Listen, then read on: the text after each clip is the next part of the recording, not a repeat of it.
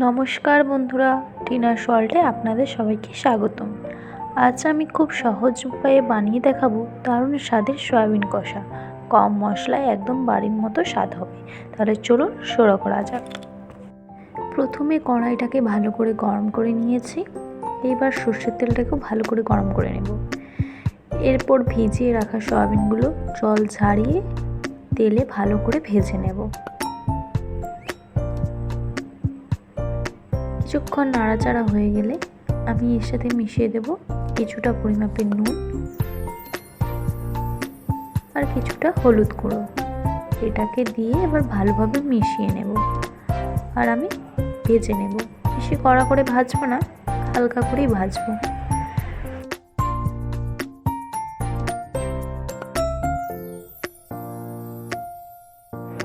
এই দেখুন, আমি এইভাবে ভেজে নিয়েছি।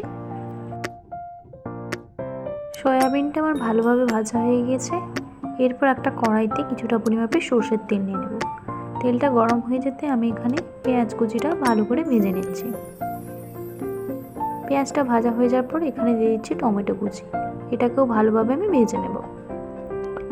এরপর আমি দিয়ে দিলাম আদা রসুনের বাটা। এটাও আমি ভালো করে ভেজে নেব।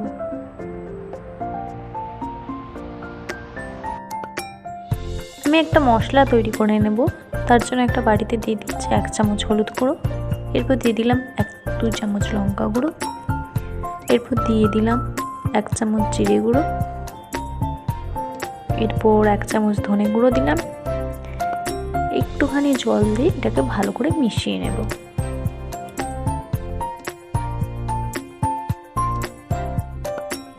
এরপর মশলার উপরে এই জলে গোলা মশলাটা দিয়ে দেব, ভালো করে ফুটিয়ে নেব।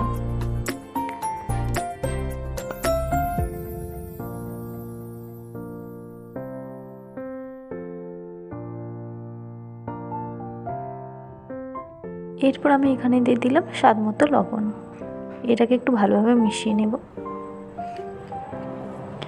এরপর আমি এখানে ভেজে রাখা সয়াবিনগুলো দিয়ে ভালো করে কষিয়ে নেব।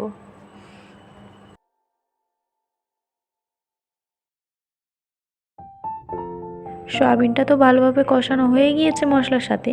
এরপর আমি দিয়ে দিলাম জল। বেশিটা জল দিই না, মশলার যে বাটিটা ছিল তাতেই কিছুটা পরিমাপে জল দিয়েছিলাম। এরপর একটু গরম মশলা গুঁড়ো ছড়িয়ে এটাকে ভালোভাবে ফুটিয়ে নেব।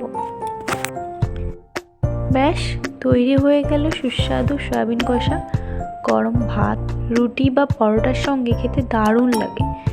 ভিডিওটা যদি ভালো লাগে তাহলে লাইক, কমেন্ট, শেয়ার করবেন এবং আমার চ্যানেলটা সাবস্ক্রাইব করে পাশে থাকা বেল আইকনটি অন করুন। আবারও নতুন একটা রেসিপি নিয়ে দেখা হবে। সবাই ভালো থাকবেন। ধন্যবাদ।